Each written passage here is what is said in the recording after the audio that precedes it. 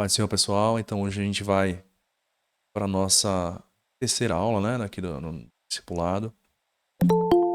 E a gente veio de uma sequência importante, né, que nós falamos, nossa primeira aula sobre alguns atributos de Deus, né, para a gente compreender melhor a graça, que vimos que Deus é amor, né, Deus é justiça e Deus é santo, né. Então, a gente vê o tamanho desse nosso Deus. É um Deus glorioso, né, é um Deus todo-poderoso, Criador dos céus e da terra. Vimos na segunda aula que ele nos criou com o propósito de termos comunhão com ele, né? De ser o nosso pai, Deus ser o nosso pai. Nós somos seus filhos, a criação dele, feito em imagem e semelhança dele. E a gente viu que imagem e semelhança é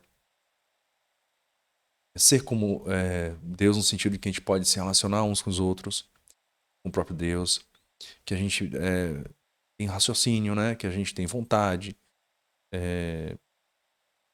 e fomos feitos com esse propósito, né? De adorar a Deus, servir a Deus e amar ao próximo, amar a Deus e ao próximo, né? Mas vimos também no domingo passado que essa imagem e semelhança de Deus que nós temos foi deturpada por conta do pecado, né? Vimos que Adão e Eva pecaram e com o pecado aquela comunhão que existia com Deus foi rompida, né? Foi quebrada. Essa comunhão tão importante que nós tínhamos com Deus, ela foi comprometida, né? Infelizmente, a humanidade passou a morrer, existia a morte, né?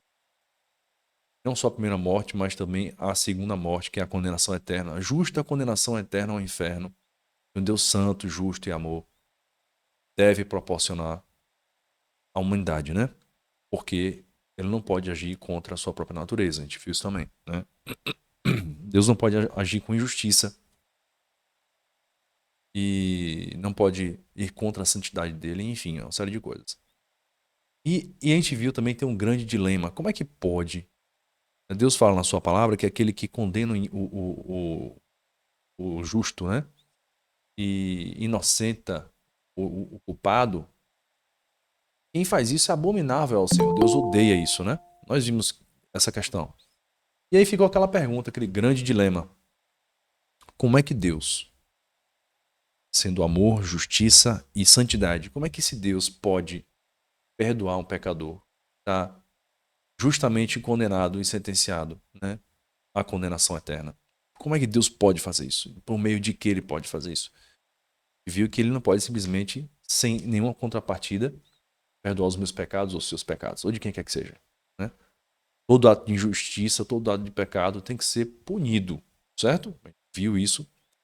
E essa nossa aula de hoje é essa nossa aula de hoje é para a gente compreender como é possível que Deus possa perdoar pecados, continuar sendo justiça e continuar sendo santo e continuar sendo amor. Como é que ele pode fazer isso sem ferir a santidade dele, né? Sem ferir a natureza dele. E aqui estamos na nossa aula 3 sobre a obra de Cristo, né? Eu vou trazer para vocês a boa nova, né? As boas novas, boas notícias, né? Notícia mais importante para qualquer ser humano do mundo. Nenhuma outra notícia é mais importante do que essa. Vamos ler aqui Romanos capítulo 1, versículo 16 e 17. Está dito assim. Esse aqui Paulo falando, né? A igreja em Roma. Não me envergonho do evangelho, porque é o poder de Deus para a salvação de todo aquele que crê. Então, o evangelho é poder de Deus para a salvação de todo aquele que crê, né? Quem crê é salvo. Primeiro do judeu, depois do grego. Porque no evangelho é revelada a justiça de Deus. Veja, no evangelho nós vemos a justiça de Deus sendo feita, certo? Uma justiça que do princípio ao fim é pela fé. Como está escrito, o justo viverá pela fé. Então aqui já vê um comecinho aqui na nossa aula como isso acontece. Então é pela fé que a justiça de Deus é feita na vida do pecador. Certo? Mas como é que se dá isso? Como é que isso funciona? Tem bastante coisa para cobrir aqui hoje. E como sempre, dúvida, gente, pergunta, por favor. De acordo com a justiça de Deus, o pecador precisa ser condenado. Ponto. A justiça de Deus diz que o pecador precisa ser condenado por um Deus justo e santo, né? Apenas no Evangelho está a solução para que a justiça de Deus seja satisfeita e o perdão de pecados seja possível. É no Evangelho, não tem outra forma, não tem outro caminho. Não há outra maneira de que a justiça de Deus seja satisfeita de modo que o pecador seja perdoado e isso não fira a santidade de Deus, não fira a justiça de Deus, certo? Apenas na morte e ressurreição de Cristo o pecador encontra o perdão. Por isto, o Evangelho é boa nova, certo? A gente vai entrar aqui por detalhes como é que isso se dá. Olha só, primeira coisa, Jesus Cristo é o nosso substituto. Ele se colocou no meu lugar e no seu lugar. Ele nos substituiu na punição que ele sofreu, né? De acordo com a Bíblia, o amor do Pai por nós o moveu a sacrificar o seu Filho por nossos pecados. Deus nos amou de tal maneira, né, como está aqui em João 3,16, porque Deus tanto nos amou o mundo que deu seu Filho unigênito, para que todo aquele que nele crê não pereça, mas tenha a vida eterna. Então Jesus se entregou voluntariamente. Ele deu a sua vida, pelo amor de Deus, a nós, ao mundo, para que quem crer nele tenha vida eterna. Crer em Jesus, de fato, tenha vida eterna. Então veja, Deus, a Bíblia fala que antes da fundação do mundo, Deus já tinha esse plano, né? O cordeiro morto antes do sacrifício do mundo. Deus já tinha um plano de salvação, mas mesmo antes da queda, né? Mesmo antes do pecado, Deus já tinha esse plano para salvar a humanidade. Isso custou a vida do filho dele. 1 João 4, 8 a 10. Quem não ama, não conhece a Deus, porque Deus é amor. A gente já viu até esse versículo na primeira aula. Foi assim que Deus manifestou o seu amor entre nós. Enviou o seu Filho unigênito ao mundo para que pudéssemos viver por meio dele. Nisso consiste o amor. Não em que nós tenhamos amado a Deus, mas em que ele nos amou e enviou o seu Filho como propiciação pelos nossos pecados. Lembra, quando a gente foi separado de Deus, nós perdemos essa capacidade de amar a Deus, porque nós nos tornamos inimigos de Deus. Mas pelo amor dele, ele enviou o seu Filho como propiciação, como preço pago pelos nossos pecados. Né? João 15, 13, ninguém tem maior amor do que aquele que dá a sua vida pelos seus amigos. Ele se entregou a vida dele voluntariamente, por amor, né? Por nos amar. Ele entrega a vida dele por nós. Deu a sua vida dele por nós. Completamente. Ele se entregou para ser o nosso substituto. Isso significa que a gente deveria receber a punição. A gente deveria morrer pelos nossos próprios pecados de forma justa. Mas Deus entrega Jesus e ele morre no meio e no seu lugar. Isso não dá para descrever o tamanho desse amor. É algo fantástico, incrível. O amor de Deus sendo revelado através do Filho, que ele se entrega por nós, para que nós pudéssemos ser alcançados, para que nós pudéssemos ser salvos. Então houve a substituição de Jesus, de nós por Jesus. Né? E aqui eu quero que os irmãos compreendam, assim, o que é que acontece ali na cruz do Calvário, né?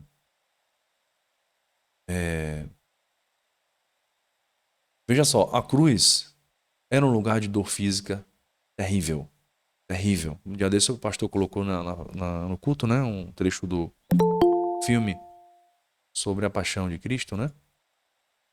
E mostra lá o quanto Jesus sofreu por nós. E observa muita dor física, lacerante, né? Mas veja que a dor física não é tudo que Jesus está sentindo, está sofrendo ali. Não é tudo. Certo?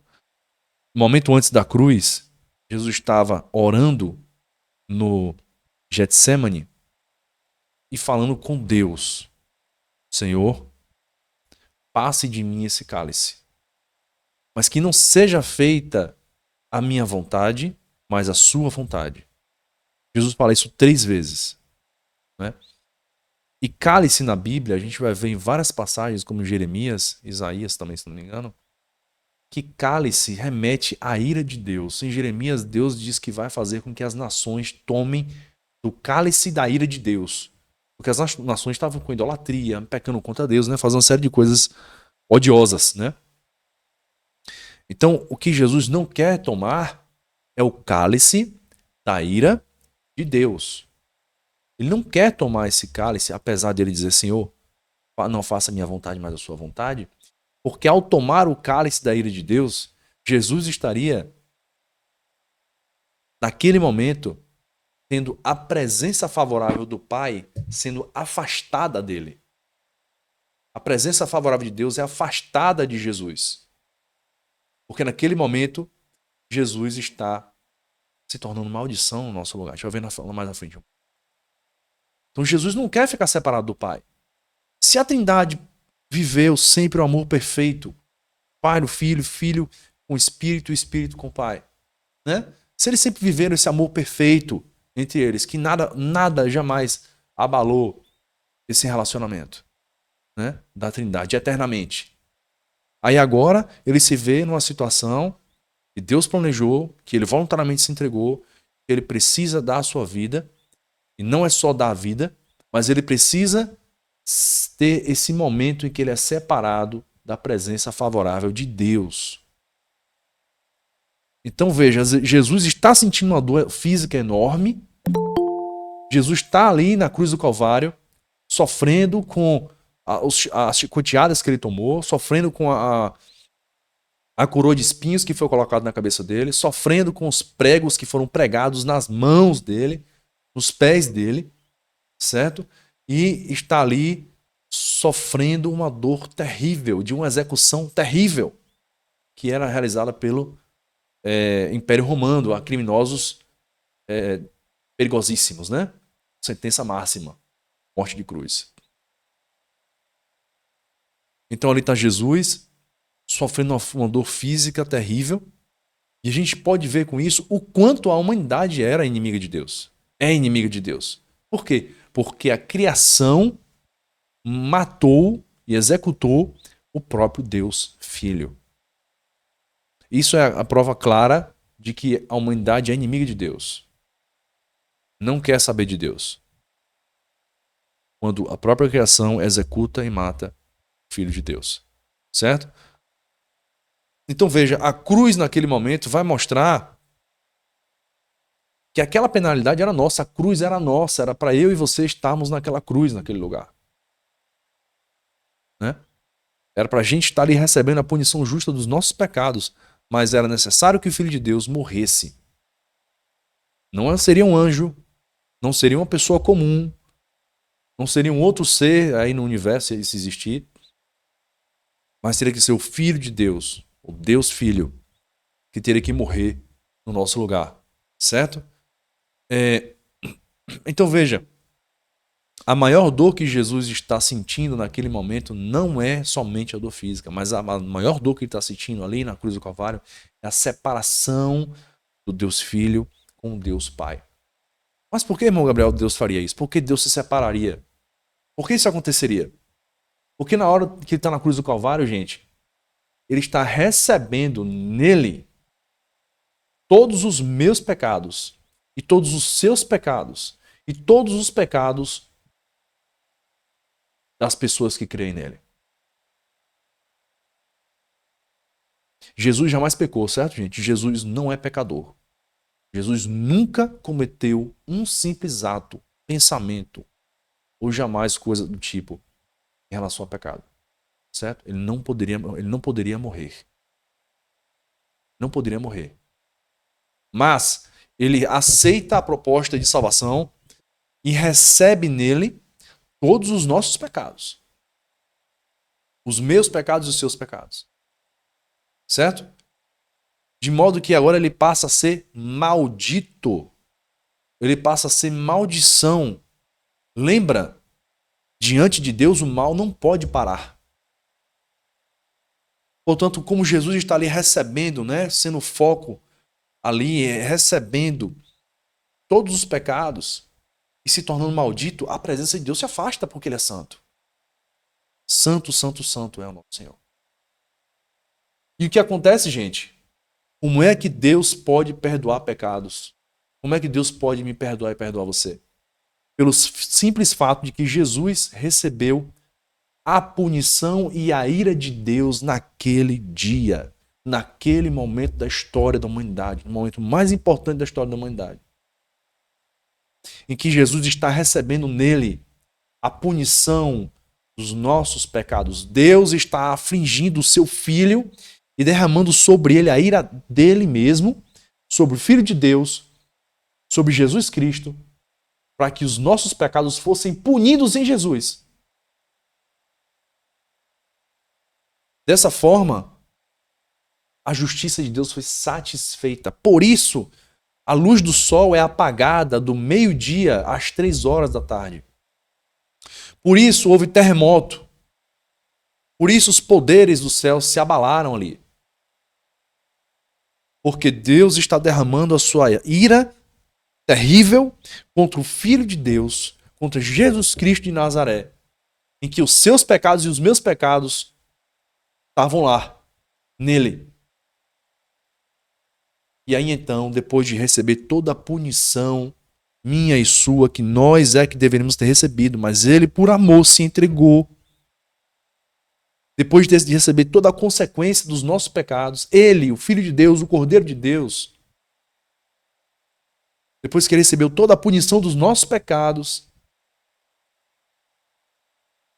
é que a justiça de Deus foi satisfeita e a ira de Deus foi apaziguada. Vocês estão entendendo aí agora como todas as peças vão se encaixar? É na cruz do Calvário que tudo acontece? Um Deus de amor, um Deus justiça, um Deus santo, que não pode perdoar pecados se não houver punição contra os pecados. Pega todos os nossos pecados, lança no Filho, o Filho aceita receber a punição, pune o Filho para que a justiça dele fosse satisfeita. E agora, por meio do Filho, é possível que a humanidade receba salvação. Não pelas obras, para que ninguém se vanglorie, mas pela fé em Jesus. É assim que a justiça de Deus é satisfeita em relação aos nossos pecados. É este o plano de salvação que Deus propôs e nos deu acesso ao Pai. A Bíblia diz que nesse momento em que Jesus morre, primeiro Deus diz: Deus meu, por que me desamparaste? Deus se afasta da presença de Jesus naquele momento, né? E depois que Jesus diz, está consumado, entrega o seu espírito e morre, a Bíblia diz que nesse momento o véu no templo, que separa o lugar santo dos santos, ele é cortado de alto a baixo, significando que o acesso a Deus agora está disponível, liberado. Agora é possível ter acesso ao Pai através do Filho. Essa, gente, é a ação, é a coisa mais importante da sua vida e da minha vida. Nada mais importante. Nada mais. Nada mais é mais importante do que a obra de Jesus ali na cruz do Calvário. Em que a justiça de Deus é satisfeita. A justiça de Deus é satisfeita ali. Certo? Por isso que Paulo fala, olha, o Evangelho, porque no Evangelho é revelada a justiça de Deus, uma justiça que do princípio ao fim é pela fé. Certo? É pela fé que nós somos salvos, é pela fé que nós somos alcançados. Olha só, Jesus carregou os nossos pecados. Na cruz, nossos pecados foram imputados em Cristo. Deus colocou os nossos pecados na conta de Cristo e os considerou como dele. Os seus pecados, os nossos pecados foram lançados em Jesus e considerados como dele agora. Jesus foi declarado culpado diante do julgamento de Deus e tratado como culpado. Isaías 53:6. Todos nós, como ovelhas, nos desviamos, cada um de nós se voltou para o seu próprio caminho, e o Senhor fez cair sobre ele a iniquidade de todos nós. Os nossos pecados e iniquidades foram lançados sobre Jesus. 2 Coríntios 5:21. Deus tornou pecado por nós aquele que não tinha pecado. Jesus não tinha pecado. Para que nele nos tornássemos justiça de Deus. Nós passamos a ser justiça de Deus por causa da cruz. Cristo sofreu nossa maldição. Ser objeto da maldição de Deus significa ser redundante, objeto de seu descontentamento e condenação. Jesus se fez maldição por nós e recebeu o julgamento de Deus em nosso lugar. Ele nos redimiu, o que significa que ele pagou o preço para satisfazer a justiça de Deus, para que todo o que nele crê seja livre. Quem pagou o preço dos seus pecados, dos nossos pecados, foi Jesus. De uma vez, todas. Não é que um dia você vai alcançar o perdão de Deus.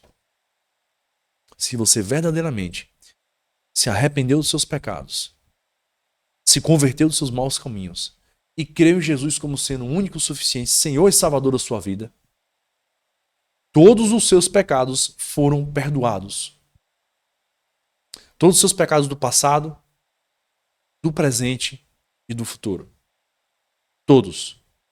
Não há mais nenhuma dívida. Jesus pagou o preço do meu e do seu pecado. Jesus pagou todas as dívidas. Nada mais está em aberto em relação a dívidas. A Deus. Pelo que Jesus fez. Gálatas 3:10. Já os que se apoiam na prática da lei estão debaixo de maldição, pois está escrito: maldito todo aquele que não persiste em praticar todas as coisas escritas no livro dessa lei, no livro da lei. Quer dizer, pela lei a gente não é salvo. Ninguém jamais foi salvo pela lei. Ninguém nunca foi salvo pelas obras. Todos os seres humanos, na antiga aliança, no Antigo Testamento, no Novo Testamento, foram salvos pela fé. A fé em Deus. A fé no Messias. Gálatas 3:13.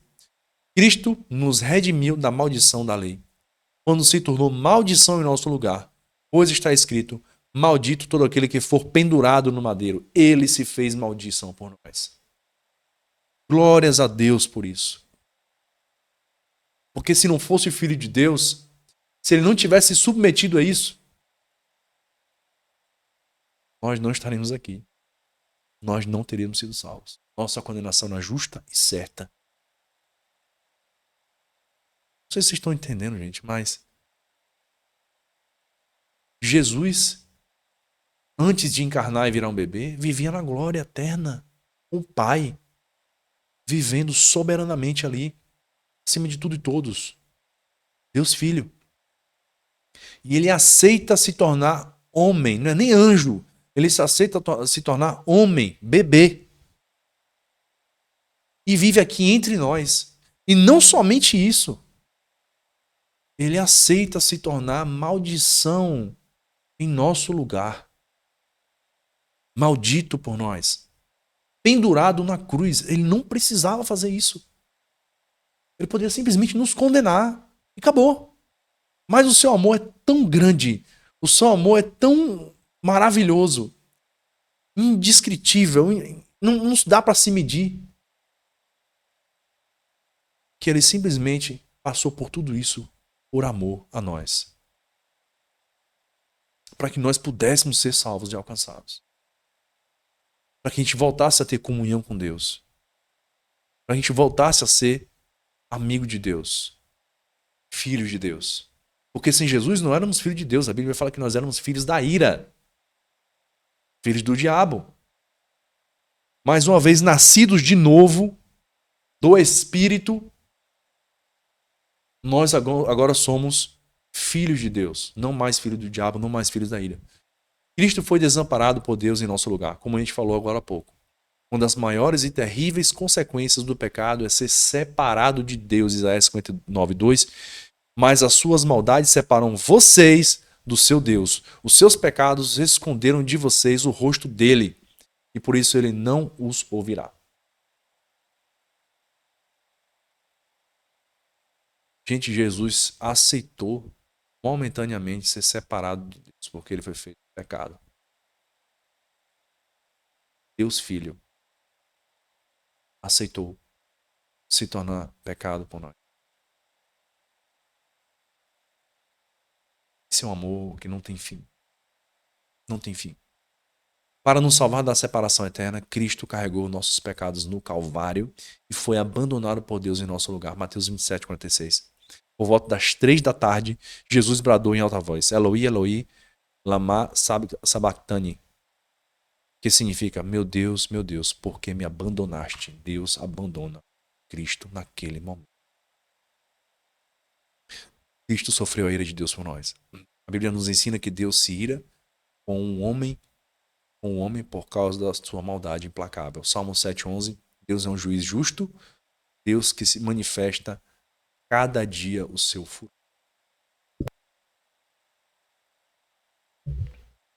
Mateus 26:42.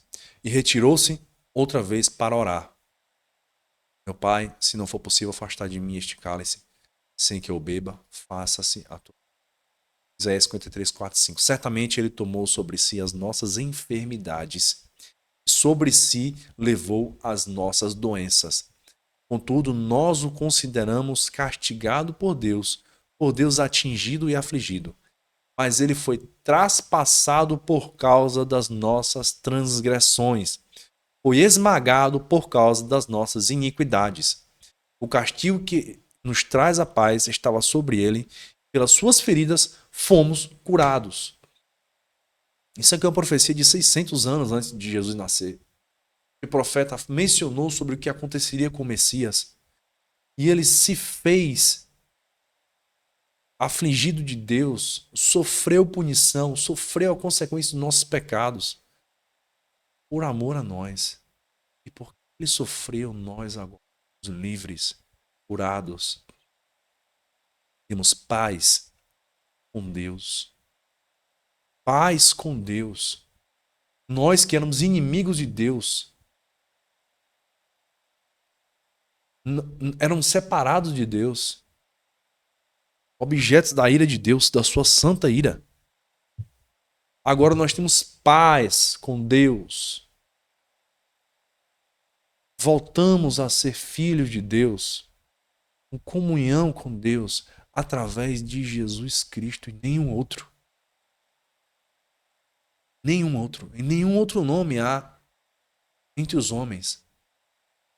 Só o nome de Jesus, só nele há salvação. Só em Jesus há a possibilidade de eu e você termos acesso ao Pai.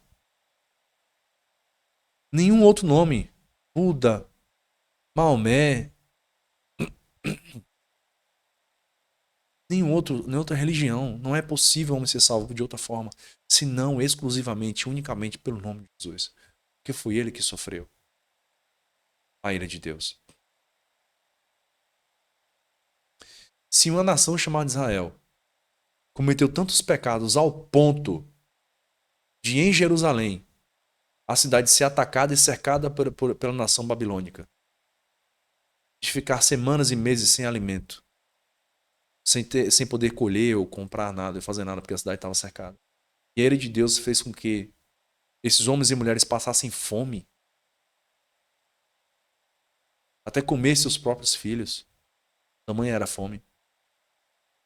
Se a gente está falando de um pedacinho de ira de Deus ali, para um povo específico, por um curto período de tempo, imagine o quanto Jesus não sofreu pelo pecado da humanidade, da igreja, de todos aqueles que iam crer nele. Na história. Estou falando de bilhões de pessoas na história. Quanto Jesus não sofreu? Quanto Jesus não sofreu por nós? E ele fez isso voluntariamente por amor a nós. Foi traspassado por amor a nós. Cristo morreu em nosso lugar. Jesus morreu por causa dos nossos pecados. Ele voluntariamente se entregou por nós. Romanos 6:23. pois o salário do pecado é a morte, ponto. É o resultado do pecado, é a morte. Justa morte. Lucas 23, 46. Jesus bradou em alta voz: Pai, nas tuas mãos entrego o meu espírito. Tendo dito isto, expirou. 1 Pedro 3,18. Pois também Cristo sofreu pelos pecados uma vez por todas, o justo pelos injustos, para conduzir-nos a Deus. Ele foi morto no corpo, mas vivificado pelo Espírito. Quer dizer, Jesus entregou a sua vida pelos inimigos dele, que éramos nós. A gente não é inimigo de Deus? Não fomos nós, criação, que crucificamos ele? Mas foi por nós que ele morreu. Por todo aquele que crer nele. E houve o pagamento completo pelos pecados. Foi realizado. João 19:30. Está consumado, gente. Não é que um dia você vai alcançar completo perdão de Deus. Você já alcançou se você verdadeiramente nasceu de novo. Se você realmente se arrependeu dos seus pecados, se converteu dos seus maus caminhos. Porque se você continuar, eu aceitei Jesus, mas continuar vivendo o que vivia, continuar fazendo as coisas que fazia, continuar vivendo um mundo de pecado como vivia antes, não há salvação. Não houve salvação, porque não houve compreensão, não houve entendimento. Se você continuar vivendo da forma que vivia antes, você não nasceu de novo ainda. Mas se você se arrependeu dos seus pecados, nasceu de novo em Cristo Jesus, pelo Espírito, todos os seus pecados foram perdoados. Por Deus, através da justiça dele sendo feita no Filho, na cruz do Calvário, na morte de Jesus. Gente, vocês estão entendendo quanta coisa aconteceu naquele momento? Você está vendo como... Só para ter uma ideia de como deve ser o nosso sentimento em relação a isso, imagine um homem que está condenado a morrer enforcado por um crime que ele cometeu. É de manhã, ele está condenado a ser enforcado de tarde. Se alguém chega para aquele homem e fala, olha, você ganhou um carro zero. Você ganhou uma casa. O que ele vai pensar? Vou morrer hoje. Eu estou condenado. Não faz a menor diferença. Mas se da mesma maneira outra pessoa chegar e falar, olha, você pode ir embora, você está livre, você não vai morrer hoje não. Por quê? Vou morrer hoje. Porque alguém pagou o preço da sua condenação. Alguém pagou sua fiança, você está livre. Como é que essa pessoa vai se sentir? Eternamente grata. Vai dizer, não, eu vou viver para essa pessoa agora. Estou livre, estou vivo, eu ia morrer, eu estava condenado, agora eu não estou mais. Eu estava certo de morrer hoje. Não vou mais sofrer as consequências do meu crime. Porque alguém pagou a fiança, alguém pagou pela minha inocência. Eu vou viver para essa pessoa o resto da minha vida. Eu já ia morrer. Não vou mais. Alguém pagou por mim e agora eu estou livre da minha condenação. É isso que nós precisamos sentir.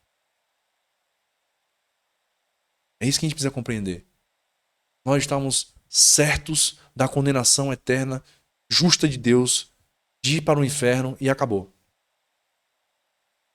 Mas o próprio Deus proveu a salvação para nós. Jesus Cristo.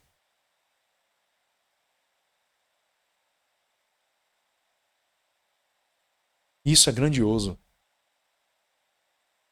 Isso é maravilhoso, porque a gente não estaria aqui conversando sobre o que nós estamos falando se o plano de Deus não fosse para alcançar a gente. Agora os seus pecados são perdoados. E não é pela obra, não é por obra que nós somos salvos. Não é pelo que nós fazemos, não. Não é porque eu estou aqui dando uma de discipular que eu sou salvo, não. Não é porque eu dou dízimo, oferta na igreja que eu sou salvo. Não é porque a minha esposa ela canta no louvor da igreja que ela é salva. Ou o diácono trabalha na igreja, ou o pastor serve na igreja.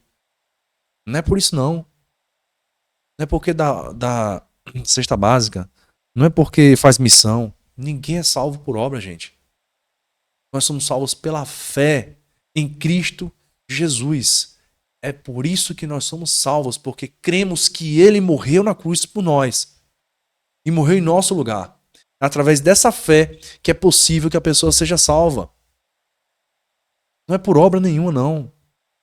Eu posso fazer o que for. Você pode pegar o homem mais rico do mundo, Elon Musk. Ele pode vender todos os seus bens, conseguir acabar com a fome no mundo, conseguir fazer uma pesquisa que acabe com todas as doenças do mundo. Pronto, no mundo não tem ninguém mais com fome, ninguém mais doente. Acabou. Acabou a doença, acabou a fome. Vamos dizer que isso seja possível. Aí vai Elon Musk e morre. Aí chega diante de Deus, no juízo. Fala, Deus, aqui as minhas obras. Acabei com fome no mundo e acabei com doença. Não tem mais fome nem doença no mundo. Deus vai olhar e falar para ele, olha, isso aqui não é suficiente para a salvação. Apenas o sangue do meu filho é suficiente para a salvação. E para onde Elon Musk vai? Condenação eterna.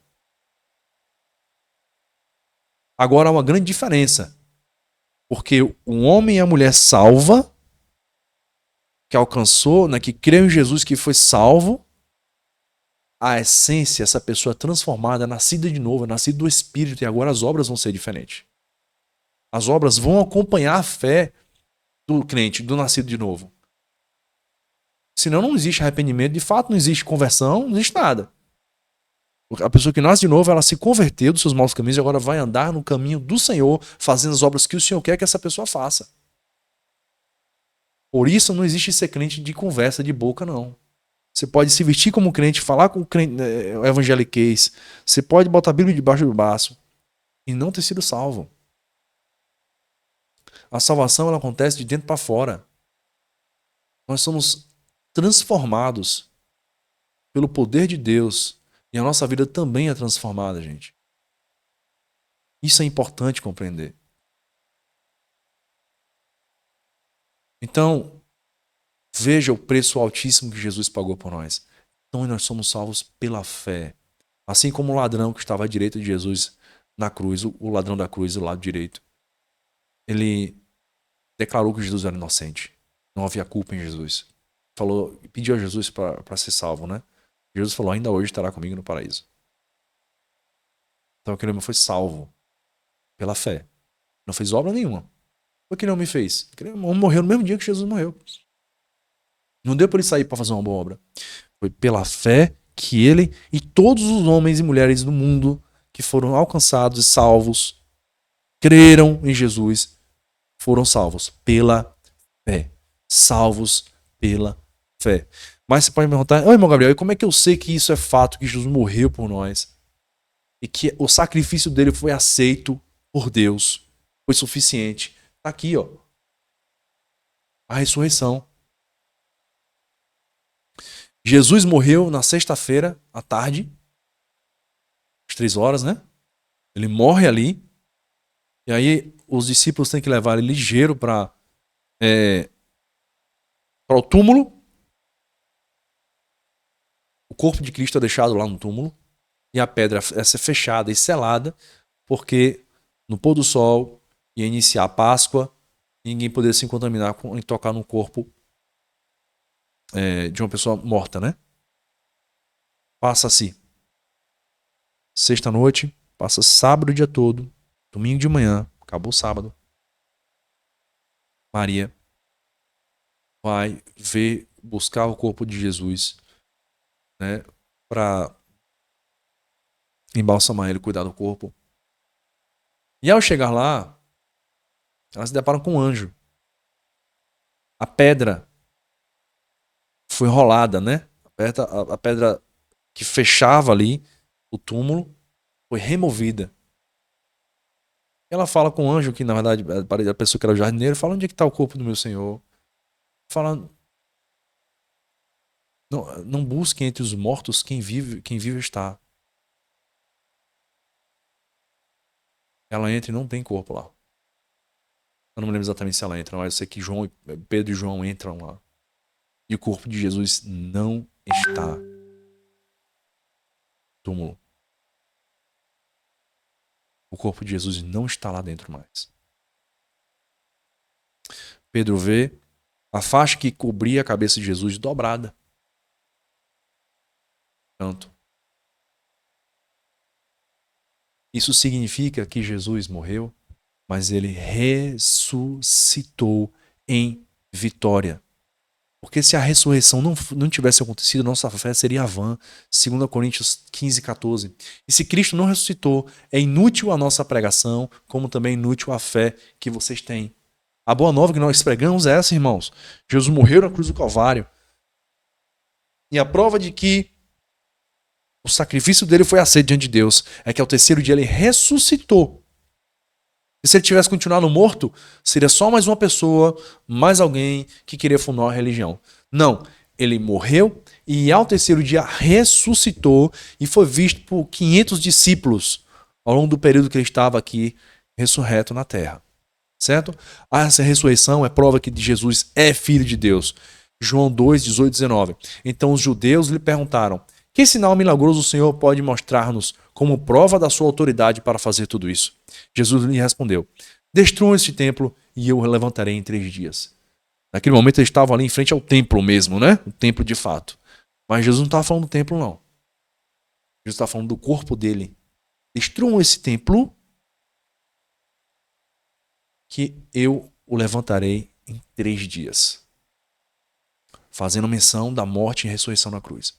Romanos 1,4. E o que mediante o Espírito de Santidade foi declarado Filho de Deus com poder, pela sua ressurreição dentre os mortos, Jesus Cristo, nosso Senhor. Ele foi ressuscitado dos mortos, porque a morte não pôde conter a Jesus. Jesus tinha pecado, gente? Jesus era pecador? Não. Jesus cometeu um pecado? Ele recebeu em si os nossos pecados. Os pecados foram todos punidos. Resolvido o pecado da gente. Aí a morte vai procurar o pecado nele e não encontra. Que ele não pode, ele não tem pecado. Ele vive uma vida perfeita. Ele cumpriu a lei de Deus. Não cometeu um pecado sequer. A ressurreição é prova de que Deus aceitou a morte de Jesus como pagamento completo por nossos pecados. Romanos 4, 25. Ele foi entregue à morte por nossos pecados e ressuscitado para a nossa justificação. Morrer pelos pecados, ressuscitou para que nós pudéssemos ser justificados diante de Deus. Deus falou: olha, o preço que você pagou é o suficiente para o perdão dos pecados. Também é prova da ressurreição futura do crente, João 11, 25. Disse-lhe Jesus: eu sou a ressurreição. Jesus disse que ele é a ressurreição e a vida.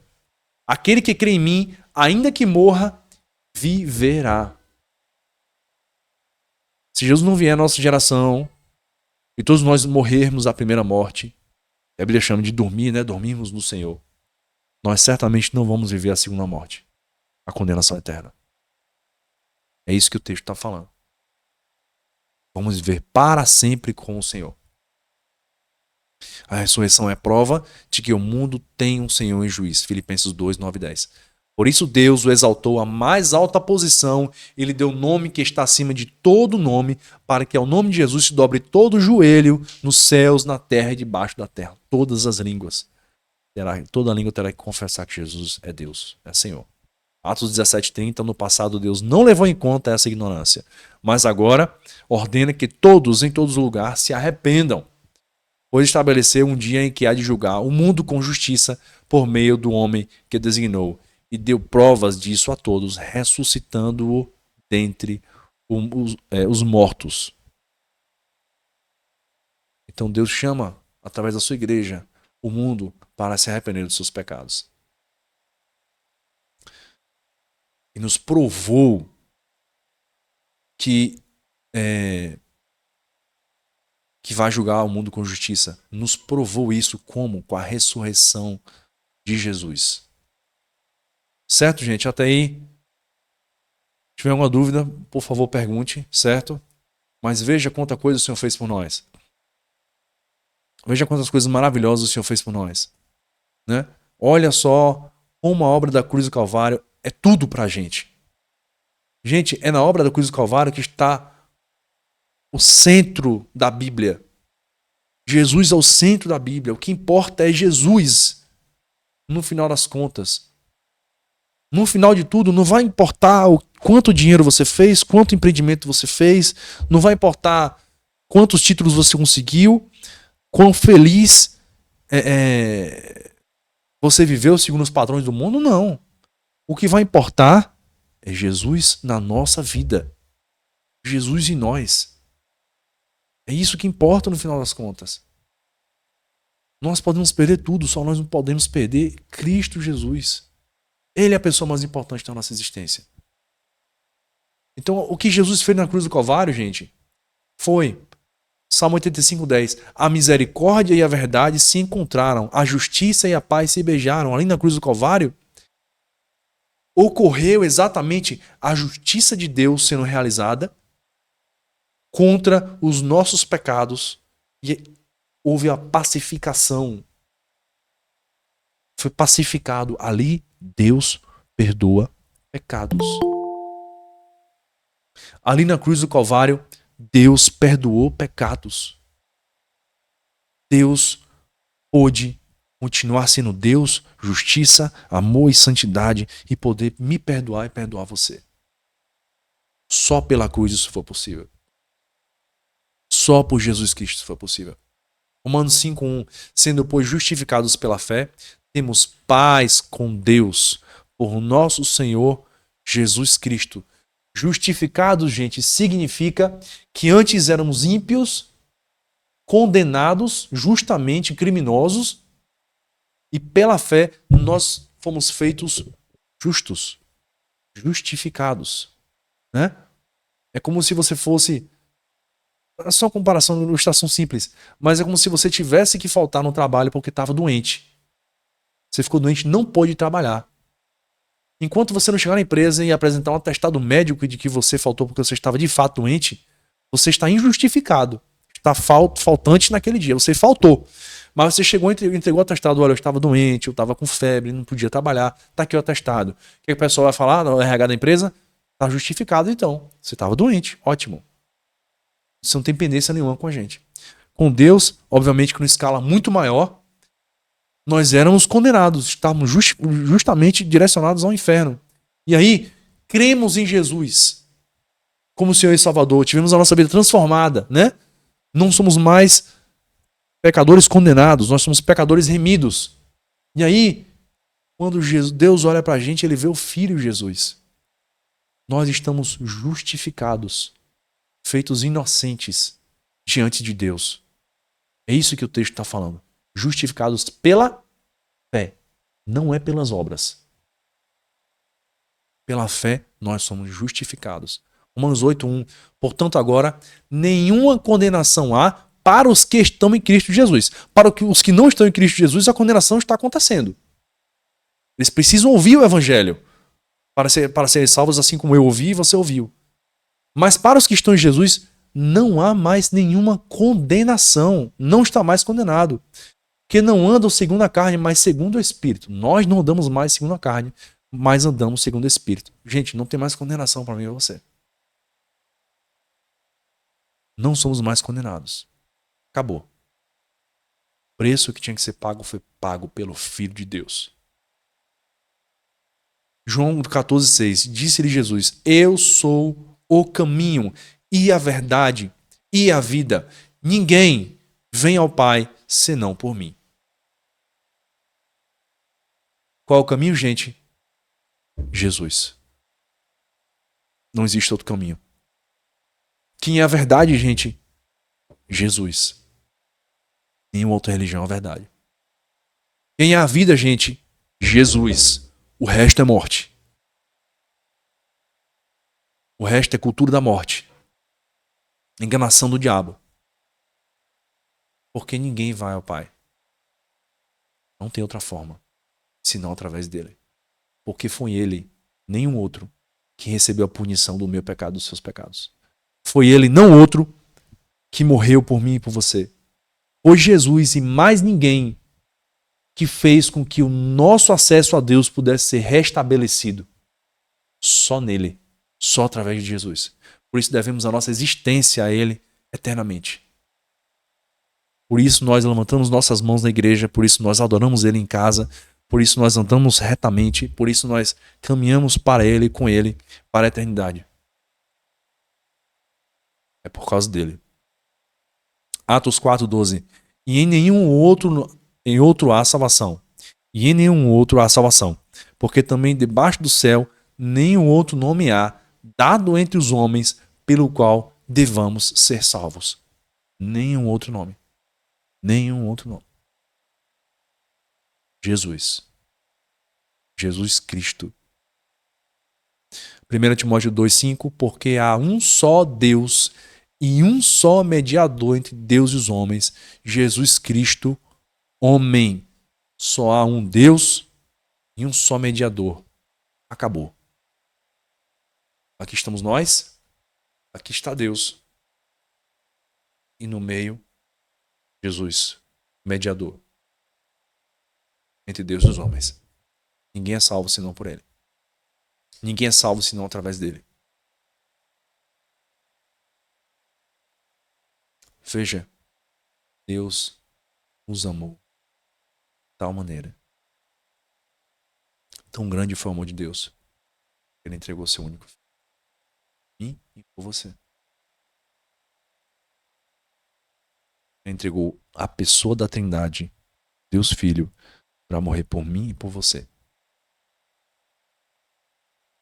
E o que nós temos que fazer? Crer em Jesus, o Senhor e Salvador das nossas vidas, para sempre. Todos os dias. É claro que quando nós cremos em Jesus, aquele é um ato. Naquele momento nós cremos nele. Se nos arrependemos e dos nossos pecados e nos convertemos, ali nós nascemos de novo para eternamente estar andando com o Senhor todos os dias. Todos os dias. Eu sigo me arrependendo dos meus pecados. Houve um dia em que eu fui salvo, mas eu continuo sendo salvo. Continuo me arrependendo dos meus pecados. Continuo andando com o Senhor todos os dias. E eu também um dia eu serei salvo no dia da ressurreição. E Deus vai ressuscitar todos os mortos. E nós vamos estar com o Senhor para sempre na glória.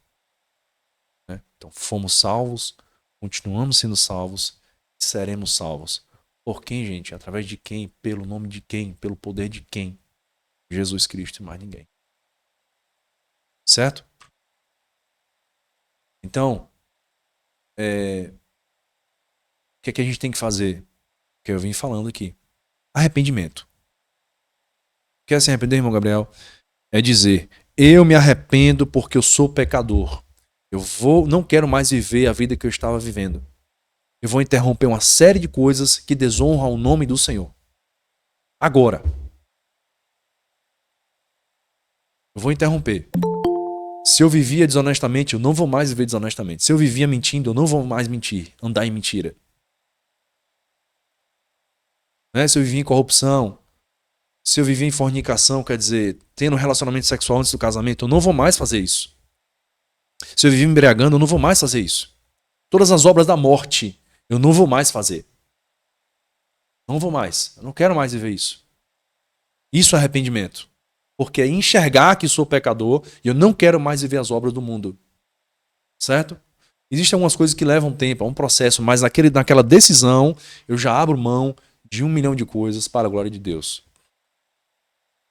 Certo? Porque eu sei que essas coisas desonram ao Senhor e agora o Senhor, Jesus é o meu Senhor. A minha mentalidade é transformada. Mas veja só, gente, nada disso aqui é feito pela minha força. Certo? Muita gente fala, vou esperar porque agora eu não estou pronto para aceitar Jesus. Impossível, ninguém está pronto. Pela minha própria força e minha carne eu não posso. Eu não tenho condições. Mas é no momento que eu confesso a Jesus, que eu me arrependo dos meus pecados, vem o Espírito Santo em minha vida e me ajuda no arrependimento, me ajuda a mudar a minha mentalidade. A minha mente é transformada. Há uma transformação na minha mente dali em diante. Que agora eu não quero mais coisas do mundo, eu quero andar no caminho do Senhor. Eu quero fazer a vontade do meu Pai, daquele que me salvou da condenação eterna, a quem eu devo a minha existência completa. Em tudo na minha vida. As minhas ações são transformadas, são mudadas. Eu não vivo fazendo mais o que eu fazia. Eu não ando mais na roda de escarnecedor. Xingar já dói meu ouvido. Eu não abro a boca mais para falar palavrão, né? Por quê? Porque as minhas ações foram transformadas, minha mentalidade foi transformada. E eu preciso avaliar, eu estou mesmo arrependido, eu realmente me arrependi dos meus pecados, né? Eu realmente vivi isso na minha vida. Então, gente, essas 3 aulas a gente finaliza essa mensagem do Evangelho, né? Observe como isso é tudo na nossa existência. Não existe servir a Deus, não existe andar com o Senhor, andar com Deus sem Jesus. É através dele que nós somos salvos, através dele que nós somos alcançados. É no nome do Pai, do Filho e do Espírito Santo que você vai ser batizado ou batizado em nome de Jesus. No poder dele que nós somos salvos. Então eu precisava trazer, né, essas lições para a gente entender onde nós estamos. Certo? Entender que Jesus é tudo na nossa vida. Ele não é uma parte da nossa vida. Eu não tenho várias áreas da minha vida e aqui está Jesus nessa área aqui religiosa específica, não. Jesus é tudo, tudo na minha vida, tudo, absolutamente tudo. Jesus é na minha família, Jesus é na minha carreira, Jesus é no meu serviço na igreja. Jesus é tudo na minha vida, nos meus relacionamentos, em absolutamente tudo. Tudo é Jesus. Né? Então, eu espero que você tenha compreendido a importância. Eu sei que a gente vai discutir, a gente pode sentar aqui agora e conversar séculos à frente. Só sobre a cruz do Calvário, só sobre Jesus, só sobre o Senhor. Ele nasceu, seu nascimento, sua infância, o seu ministério, os 3 anos que nos ensinou sobre o reino de Deus, a sua morte na cruz do Calvário, a sua ressurreição, a sua ida aos céus, a sua assunção, né? Céus. A gente pode passar milênios aqui falando sobre isso, a gente não vai conseguir falar completamente sobre tudo. Mas eu quero que você compreenda e saia daqui entendendo uma coisa. Jesus é Senhor, precisa ser Senhor da sua vida. Para ser Salvador também. É pela fé que você é salvo, não é pelas obras. Nós somos pecadores, miseráveis homens que somos. Mas é por Jesus que nós somos salvos e restaurados à posição de filhos de Deus. É por Jesus que não somente nós não somos mais condenados eternamente, nós passamos a ser salvos e vamos viver eternamente com o nosso Deus. Mas é por Jesus que a nossa comunhão com Deus é restaurada. É por Jesus que nós temos paz com Deus. Éramos inimigos de Deus e é em Jesus que nós temos paz com Deus eternamente. Antes inimigos, agora amigos de Deus. É por Jesus que você vai viver o resto da sua vida e eternidade. Eu também. Por Jesus que a gente vai reger as nossas vidas. É para Ele que a gente vai viver e servir. Para Ele somente, porque nosso amor, a nossa devoção é para sempre para Ele. Para a honra e glória dEle. Não é para a nossa glória nem honra, mas é para que Ele seja exaltado, Ele seja louvado, Ele seja engrandecido nas nossas vidas. Para que Jesus, o Pai e o Espírito sejam exaltados na nossa existência. Para que a criação, para que os seres celestiais e tão grande nuvem de testemunhas vejam Jesus em nossas vidas. E Jesus não é visto nas coisas que você ganha, que você acumula. Ele é visto na sua transformação de vida. Quando você ama o seu inimigo, quando você perdoa quem te ofendeu, e por aí vai. Tem uma série de coisas que a gente vai falar no nosso discipulado. Mas eu quero deixar claro, irmãos, Jesus precisa ser tudo na sua vida. Porque foi Ele, não o pastor, não eu, não outra pessoa que te salvou. Foi Ele que morreu por você. Não foi a sua mãe, seu pai, não, ninguém. Quem te deu acesso a Deus foi Cristo Jesus. Amém? Glória a Deus.